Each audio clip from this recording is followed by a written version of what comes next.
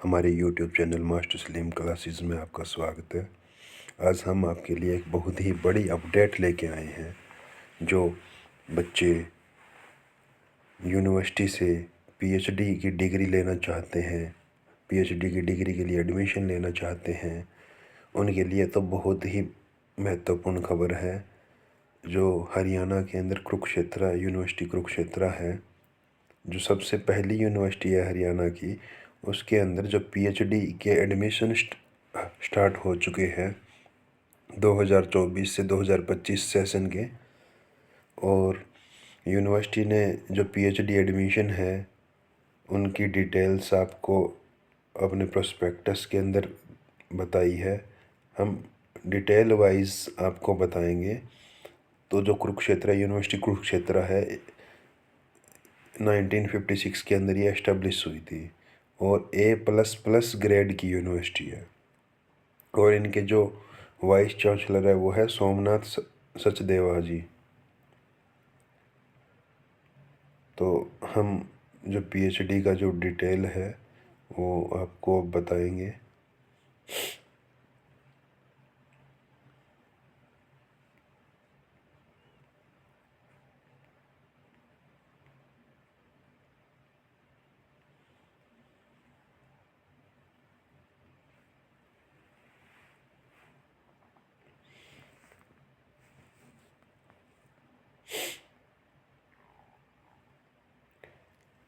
तो इम्पोर्टेंट जो डेट है वो पीएचडी प्रोग्राम के लिए अब आपको बताएंगे। जो कैंडिडेट है वो अप्लाई कैसे करेंगे ये भी हम आपको डिटेल से बताएंगे।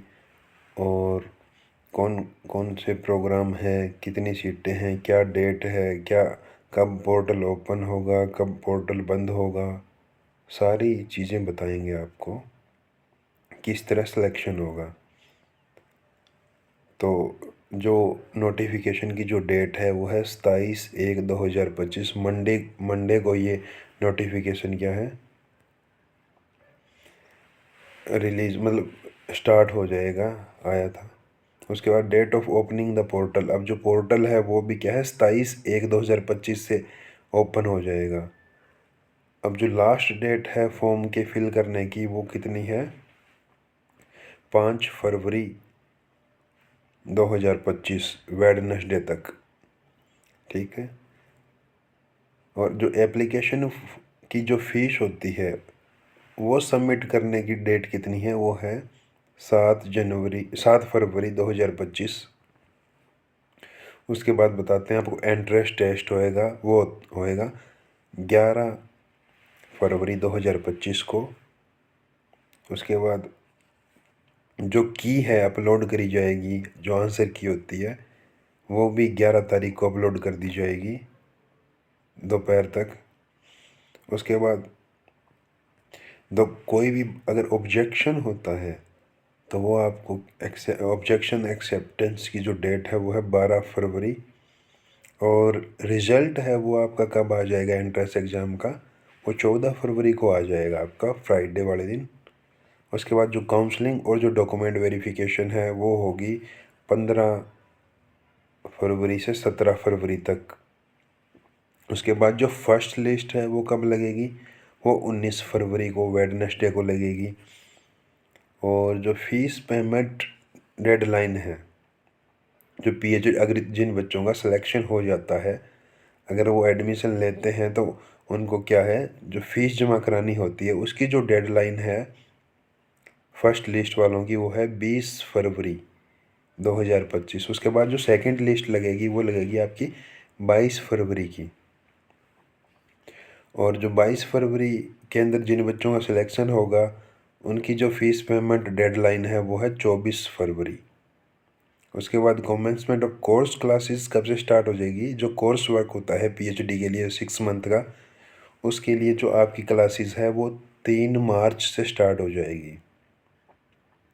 और completion of the course classes मतलब 180 दिन बोलो या 6 मंथ बोलो, ठीक है, इतना कोर्स वर्क होता है। उसके बाद क्या होता है जो कोर्स वर्क है वो ख़त्म होने के बाद उसके भी एग्ज़ाम होते हैं और वो डेट डिपार्टमेंट डिसाइड करता है। कोई भी जो सूटेबल डेट होती है वो डिपार्टमेंट डिसाइड कर लेता है। उसके बाद जो काउंसलिंग एंड सीट अलॉटमेंट जो प्रोसेस डिटेल इसके अंदर दी गई है, आप कुरुक्षेत्र यूनिवर्सिटी की साइट पे जाके जो फॉर्म फिल करने से पहले क्या है, जो नोटिफिकेशन आया है, ठीक है, उसको आप अच्छे से पढ़ोगे, उसके बाद ही आप अपना फॉर्म फिल करना, ताकि कोई भी फॉर्म फिल करते टाइम में कोई भी गलती ना हो। उसके बाद हम आपको बताते हैं जो एलिजिबिलिटी है, सीट मैट्रिक्स और फीस डिटेल के बारे में आपको बता रहे हैं। अब जो कैंडिडेट है जो पीएचडी प्रोग्राम के अंदर एडमिशन लेना चाहते हैं, उनके लिए जो एलिजिबिलिटी क्राइटेरिया क्या है वो इसके अंदर लिखा गया है। ये फर्स्ट ईयर और सेकंड सेमेस्टर मास्टर डिग्री, मतलब अगर कोई बच्चा मास्टर डिग्री प्रोग्राम कर रहा है और वो सेकंड सेमेस्टर के अंदर है, मतलब फाइनल ईयर के लास्ट सेमेस्टर के अंदर है, तो वो पीएचडी के अंदर एडमिशन ले सकता है। मतलब या क्या है, उसकी जो मास्टर डिग्री है वो कंप्लीट होनी चाहिए, उसके बाद वो एडमिशन ले सकता है। और मिनिमम जो क्राइटेरिया होता है जो मार्क्स का, वो होता है 55%। मार्क्स तो मिनिमम होने चाहिए, तभी आपको एडमिशन मिलेगा, क्योंकि कंपटीशन बहुत है। इसी कारण जो बच्चे हैं बहुत नंबर आते हैं उनके, इसी कारण तो क्या है, आपकी जो मास्टर डिग्री है वो भी आपकी अच्छे मार्क्स से पास होनी चाहिए। उसके बाद क्या है, रिलैक्सेशन है, जैसे एससी स्टूडेंट है, डीएससी स्टूडेंट है, बीसी स्टूडेंट है, उनको क्या है 5% मार्क्स की रिलैक्सेशन भी मिलेगी। और जो वीकर सेक्शन है, डिफरेंशिएबल्ड है, जो पीडब्ल्यूडी कैंडिडेट है, उनको भी क्या है रिलैक्सेशन मिलेगी 5% की। अगर कैंडिडेट एमफिल भी कर चुका है, उस वो भी क्या है पीएचडी के एडमिशन के लिए एलिजिबल है।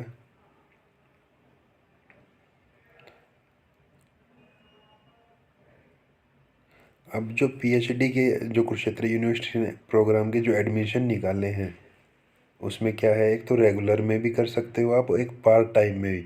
अगर कोई गवर्नमेंट एम्प्लॉई है वो भी पीएचडी करना चाहता है, तो यूनिवर्सिटी ने ये भी प्रोग्राम उनके लिए लॉन्च किया है, भी आप पार्ट टाइम भी पीएचडी कर सकते हो। तो ये भी बहुत ही बड़ी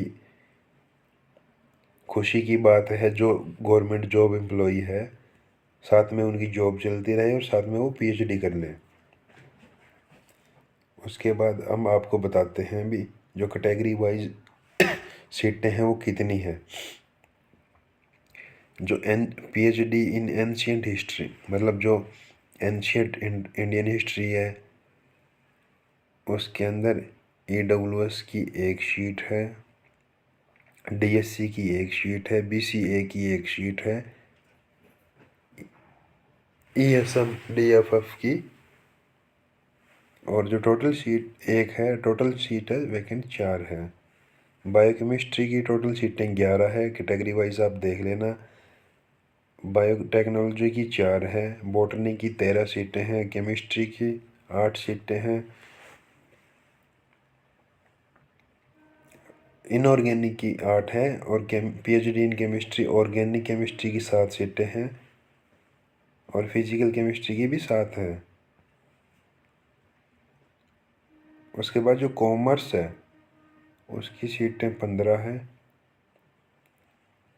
कंप्यूटर साइंस की 9 सीटें हैं, इकोनॉमिक्स की 9 है, पीएचडी इन एजुकेशन में 2 सीटें हैं, इलेक्ट्रॉनिक साइंस के अंदर 16 सीटें हैं, इंग्लिश की 10 सीटें, फाइन आर्ट की 10 सीटें, ज्योग्राफी की 4, जियोलॉजी की 2, अप्लाइड जियोलॉजी की 3, जियोफिजिक्स की 3, हिंदी की 8 सीटें हैं, हिस्ट्री में 10 सीटें हैं, होम साइंस के अंदर 2 सीटें हैं, इंस्ट्रूमेंटेशन इंजीनियरिंग के अंदर 16 सीटें हैं, और लॉ डिपार्टमेंट के अंदर जो पीएचडी की सीटें हैं वो है 46।